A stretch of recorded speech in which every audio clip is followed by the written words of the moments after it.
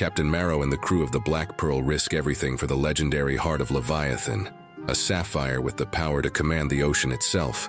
But they aren't the only ones after it. Davey Jones, ruler of the Dead Seas, won't rest until his curse claims them all. As storms rage and the Flying Dutchman rises from the depths, Marrow faces a deadly choice: claim the sapphire and its curse, or lose everything to Jones's wrath. Will Marrow break free, or has he doomed his crew to the depths? The ocean stretched out in dark waves, restless under a brewing storm, as the Black Pearl carved its path through the turbulent waters. On deck, Captain Marrow, a man as fierce and unyielding as the storm itself, clutched a weathered map, its edges frayed, ink faded by time and the hands of many desperate sailors. This map promised the impossible, the fabled Heart of Leviathan, a sapphire so massive it could command the very seas. "Make no mistake, lads," Marrow called to his crew, his voice sharp against the howling wind. "This isn't treasure we're after. It's the heart of the ocean itself." The crew, hardened pirates all, murmured among themselves, their eyes gleaming with a mixture of fear and greed. Each knew the tales of the sapphire and its power, but more than that, they'd heard the whispers. The map was a curse, a warning from the dead. Some swore it had been crafted from the flesh of a sailor who had betrayed Davey Jones himself, and that any who followed it were doomed to face the wrath of the sea god. "Captain," muttered Bram, the quartermaster, a hulking man with a face scored by countless battles. "Are you sure about this? That map's more ghost than guide." Marrow laughed, a deep, defiant sound. "Ghosts don't scare me, Bram, but riches do tempt me." He held up the map, watching as the symbols glistened in the faint light, a strange, almost sinister shimmer. "I've paid for this map with more than I care to count. We're sailing to find that heart, curse or no curse." With that, he turned sharply, barking orders to the crew. Sails billowed, ropes creaked, and the ship lurched forward, surging deeper into the unknown waters. Yet an unease settled over the crew. Old Jack, the ship's cook, spat over the side, muttering about curses and Jones's wrath. The others kept silent, casting wary glances at the captain's cabin where the map lay, as if it were watching them all. The journey stretched into days, each one more unnerving than the last. Strange winds blew across the deck and the compass began spinning wildly, its needle pointing everywhere and nowhere.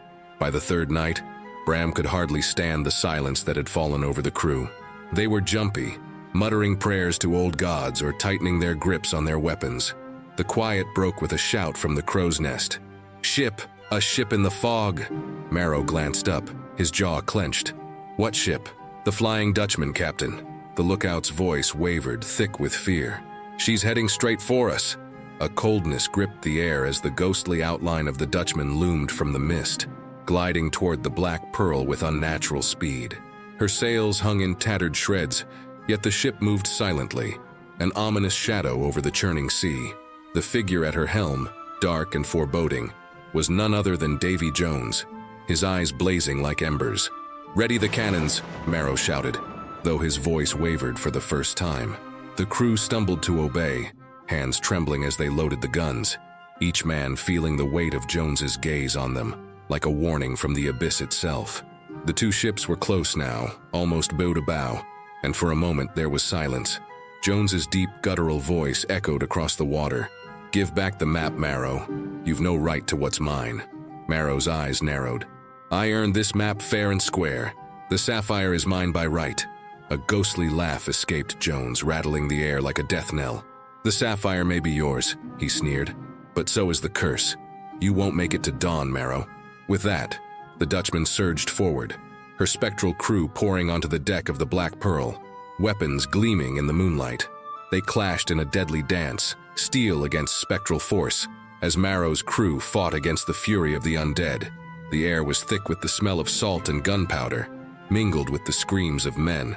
Marrow himself fought at the center, his blade flashing, his face set in grim determination.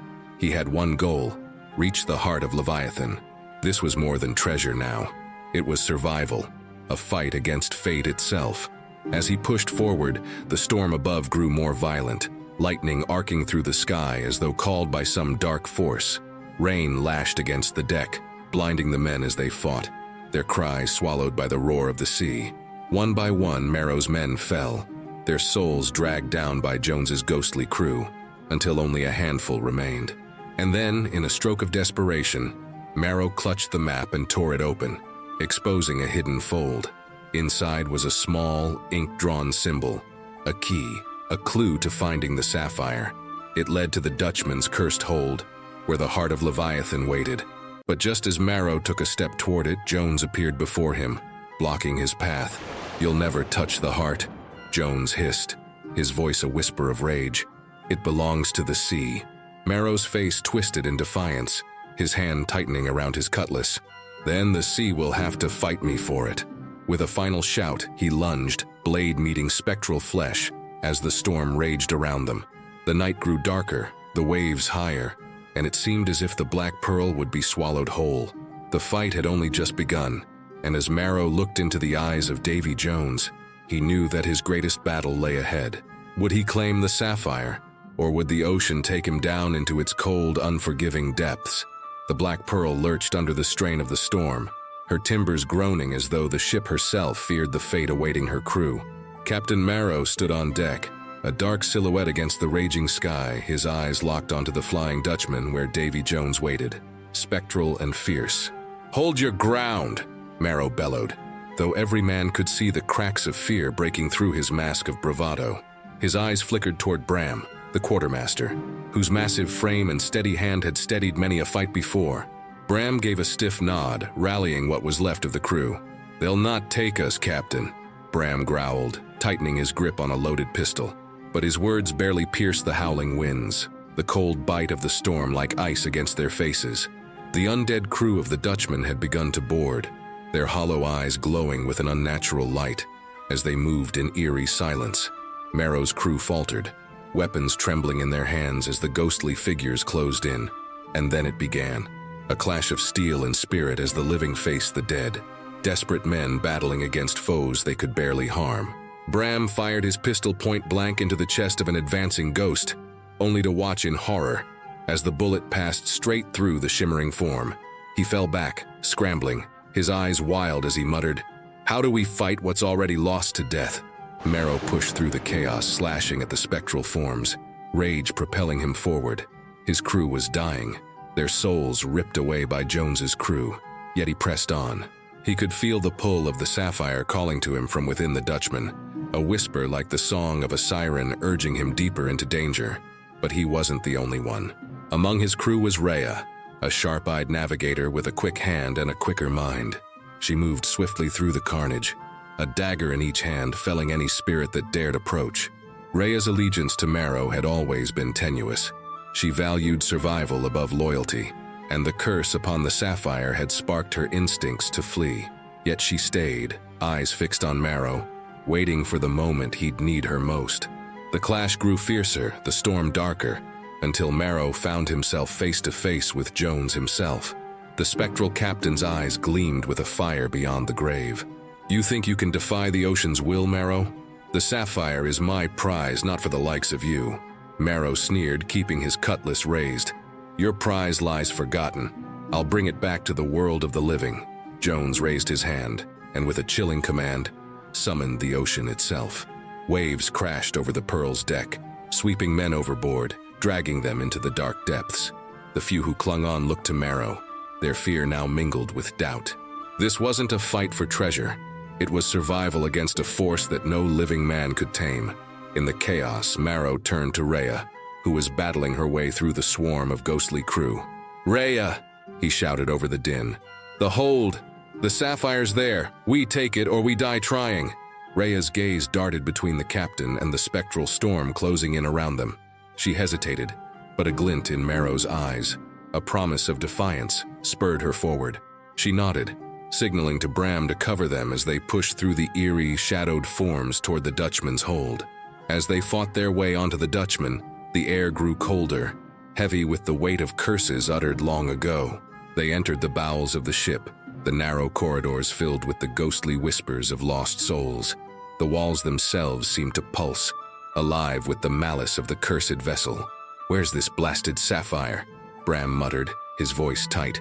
Rhea, navigating the twisting shadows, followed the faint glow emanating from the depths of the ship.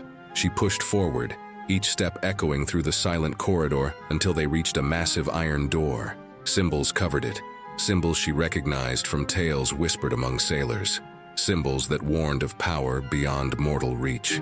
Marrow drew a deep breath, gripping his blade tighter. If there's any truth to this, it's behind here. He shoved the door open, and there it was.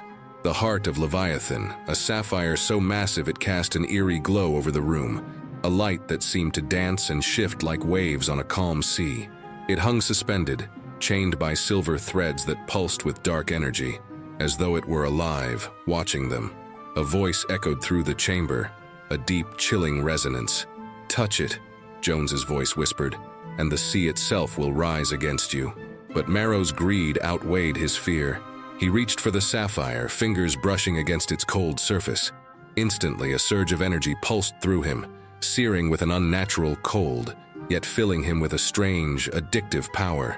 He felt invincible, as if he could control the ocean with a mere thought. But as he pulled the sapphire free from its chains, a low rumble shook the ship. The Dutchman groaned as if in protest, and the spectral forms of Jones's crew surged forward, shrieking with fury. They lunged at Marrow, but Rhea and Bram held them back, desperately defending their captain as he clutched the sapphire. Then, as the energy of the sapphire flowed through him, Marrow raised his voice and commanded the ocean. "By the heart of the Leviathan, bend to me!" The sea responded. The storm calmed, the waves stilled, and for a fleeting moment, silence reigned. Marrow's crew dared to hope, to believe they had triumphed. But as the sapphire's glow intensified, something darker stirred within. The whispers grew louder, forming words Marrow didn't recognize, yet felt in his bones. Rhea's eyes widened as she realized the curse was binding Marrow to the sapphire. He was no longer the captain she'd known. He was becoming something else, something bound to the ocean's depths. "Captain!" Rhea shouted, desperation coloring her tone. "Drop the sapphire." Marrow's grip tightened. He couldn't let go, even as his own hand seemed to sink into the sapphire's surface, merging with the cursed gem.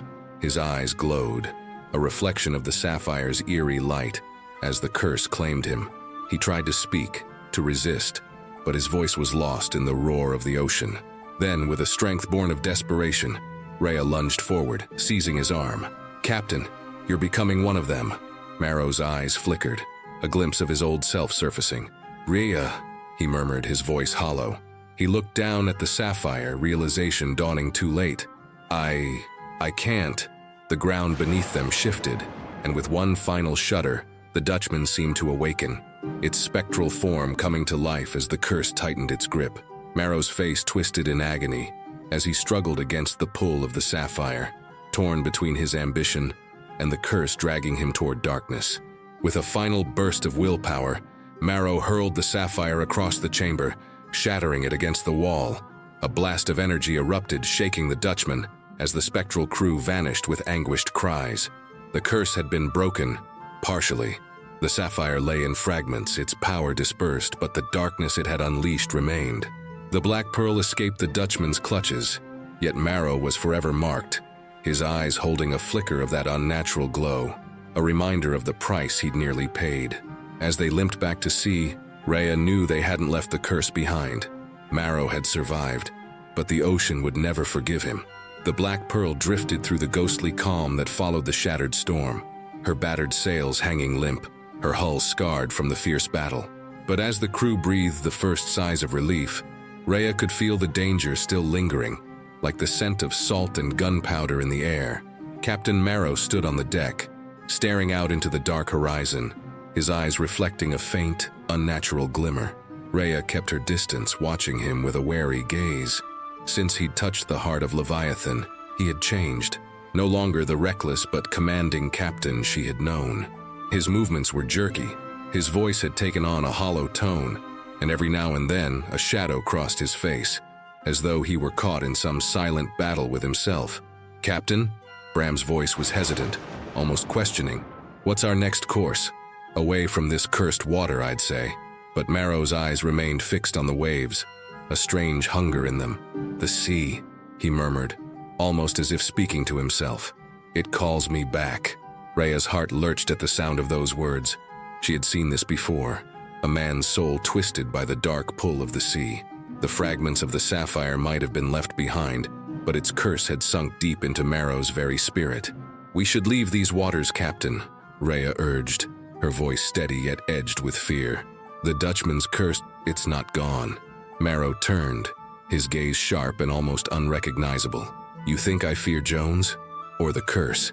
He laughed, the sound eerie, almost mocking. "I've claimed the sapphire. The power of the sea is mine." At that, the crew exchanged glances, unease deepening as whispers passed between them. Some clenched their weapons, their trust in Marrow slipping. Rhea saw it too, the ripple of doubt among the men, who were no strangers to curses or the supernatural. But this felt darker, more insidious. Even Bram, usually unshakable, looked away, his jaw clenched with silent worry. Suddenly, the ocean around them began to churn, waves rising unnaturally fast. A low rumble echoed from below, vibrating through the Pearl's deck. Marrow's expression flickered, the hunger in his eyes intensifying as he stepped toward the helm, seemingly oblivious to the danger rising around them. But Rhea saw it, the flicker of blue light beneath the waves, a ghostly glow that spiraled upward like a net closing around them. Her instincts screamed of danger, but before she could shout a warning, the ocean erupted with a furious roar. The water twisted and rose, forming a colossal whirlpool that threatened to drag the Pearl down into the depths. From within the whirlpool, an ethereal ship emerged, spectral and dreadful, with sails as dark as midnight and figures looming along the deck, eyes gleaming like embers. It was the Flying Dutchman, reborn in fury, and at her helm stood the wrathful figure of Davey Jones, his hand raised as he commanded the ocean itself. "Marrow!" Jones's voice bellowed over the roar, his spectral eyes locking onto the captain with a vengeance that sent chills through the crew. "You dared to steal what is mine. Now you and your ship are bound to the depths. Forever." A wave of terror swept over the Pearl's crew, who scrambled to their posts, frantically trying to steer the ship clear of the whirlpool's deadly pull.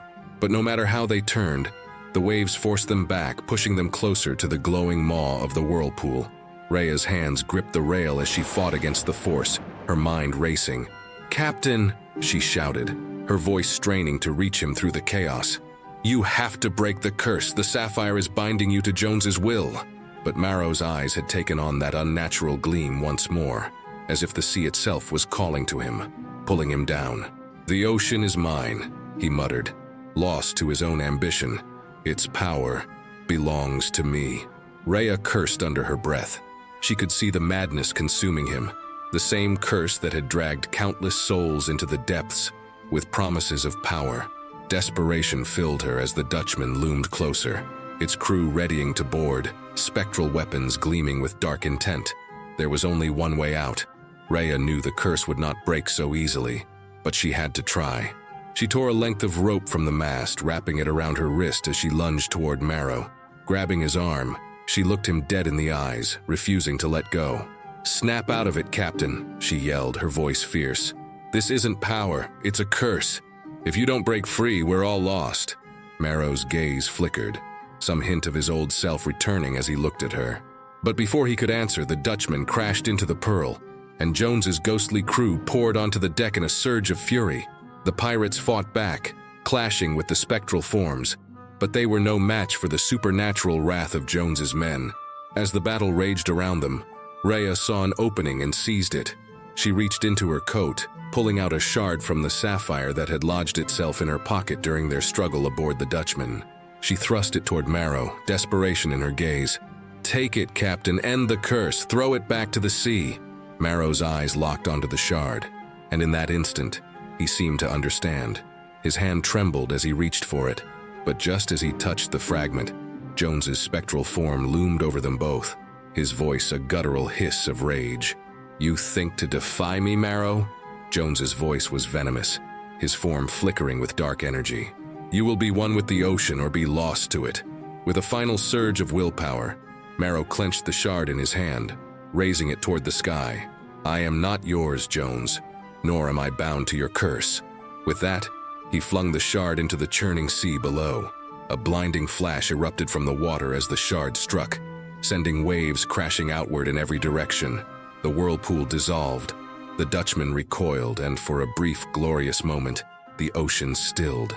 Jones's figure twisted in the air, his form unraveling as though he were being dragged back into the depths. "You may have escaped me, Marrow," Jones hissed, his voice fading like the last echo of a storm. "But the sea will haunt you, till the end of your days." With a final shriek, the Flying Dutchman vanished, pulled back into the dark waters, leaving only the faintest trace of mist where it had been. The Black Pearl floated on calm waters, her crew stunned, bruised, and alive. The men looked to Marrow, unsure if their captain was still bound to the curse or if he had truly broken free. Rhea stepped forward, searching his gaze, which no longer held the eerie blue gleam. For the first time, Marrow's face was weary, his ambition tempered as he looked out over the calm sea. "We'll sail on," he said quietly, his voice stripped of pride. "But the ocean will never forget." He turned to the crew, who exchanged solemn glances, each of them knowing they had escaped with their lives but not without scars. The curse had been lifted, yet they all felt the presence of Jones lingering, an echo that would haunt the Black Pearl forever. The Black Pearl sailed on through the eerie calm that had settled over the sea, her hull creaking as though exhausted from the trials she had endured. The crew moved in silence, haunted by the memory of the battle and the specter of Davey Jones. Though they had survived the curse, each man knew that the sea had marked them. Captain Marrow stood at the helm, his face a mask of quiet resolve. The gleam of power had faded from his eyes, replaced by a hollow look, as though he'd glimpsed a depth of darkness that no man should ever see. His hand gripped the wheel, steady but changed, as if part of him was still tethered to the Sapphire's curse. Rhea approached him cautiously. She could see the weight that bore down on his shoulders, the shadow of something unresolved lingering in his gaze. "Captain," she said, her voice low, "careful. We made it through. Jones is gone. You broke the curse." Marrow's jaw tightened, his eyes fixed on the horizon. "Broke the curse, maybe, but I can still feel it. The ocean calling, a whisper in the back of my mind." He shook his head as if to banish the thought. "I took something that didn't belong to me, and the sea doesn't forget so easily." Rhea nodded, understanding the unspoken words. She knew he had been changed by the sapphire, by the confrontation with Jones, and that neither Marrow nor the Black Pearl would ever be free of it completely. The ocean had taken its toll, demanding a part of their souls in exchange for survival. The crew went about their tasks with an air of wariness, each man casting occasional glances toward the water, half expecting to see the ghostly form of the Flying Dutchman reappear. They spoke in hushed tones, some clutching talismans for protection, others praying to whatever gods might still listen to men who had defied Davey Jones. Bram, the quartermaster, finally broke the silence that weighed on the ship like a shroud. "Captain, where do we sail from here?" Marrow didn't answer immediately. His eyes traced the darkening sky, and for a moment, the emptiness of the sea seemed to reflect the void within him. He had lost something in that cursed fight. His hunger for power, his obsession with control. What once had been a fierce desire to conquer the ocean had turned into something somber, almost reverent. "To Tortuga," he said at last, his voice soft. "We'll take on supplies, patch the ship, and then, who knows, maybe it's time to turn the Pearl toward friendlier waters." The crew exchanged uncertain glances, unused to hearing such words from their captain, but none dared question him, not after what they had seen. They had followed him into the heart of a curse and returned, and if Marrow wished to steer them away from darkness, it was a path they would gladly follow. As they sailed, the sun began to set, casting long shadows over the sea. Rhea moved to stand beside Marrow at the helm, both of them watching the horizon, the silent promise of a new dawn. The air was quiet, but Rhea felt a shiver run down her spine. The ocean was calm now, yet she could sense that this peace was fleeting, as if they had only bought themselves a brief reprieve. "Captain," she ventured, her voice barely a whisper, "what if Jones's curse isn't fully gone? What if he comes back?" Marrow looked at her, a strange glint in his eyes, a mixture of fear and a fierce resolve. "Then we'll face him again. I won't let the sea own me, Rhea. Not now, not ever." He said it with finality, yet Rhea saw the uncertainty in his eyes, the way he held himself as though expecting another confrontation at any moment. But despite the lingering fear, she nodded, her trust in Marrow reaffirmed. Whatever lay ahead, they would face it together. As the last light dipped below the horizon, a peculiar sound drifted over the water, a faint, mournful melody, like a sea shanty sung by voices long lost. The crew paused, listening, their faces pale as they realized it was coming from the depths below.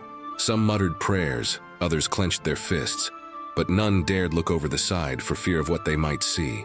Marrow closed his eyes, letting the sound wash over him, accepting it as part of the fate he had earned.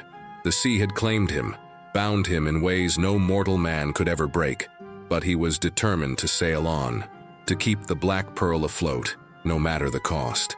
"Set course for Tortuga," he ordered, his voice steady. "We've a long journey ahead." And so, under the watchful gaze of 1,000 stars and the soft, haunting echo of the cursed song, the Black Pearl sailed into the night. The crew worked in silence, their hearts heavy with memories of Jones's curse, knowing they had escaped the depths for now, but always with the feeling that the ocean's wrath would follow them. The Black Pearl was no longer just a ship, it had become a legend, a dark tale whispered in ports and taverns from Tortuga to the ends of the sea. And for Captain Marrow and his crew, they were marked, forever bound to the waves, sailing under the weight of the curse they had barely escaped. Would they find peace? Perhaps, but not in this life and not in these waters. For as long as they sailed the seas, the ocean would remember, and the echoes of the Flying Dutchman would forever linger in their wake, a reminder of the danger they had tempted and the price they had paid. If you enjoyed this journey into the shadows of the deep, subscribe to You Pirate for more tales of daring, danger, and the supernatural. Share this adventure with a friend, or join us on our next voyage into the unknown.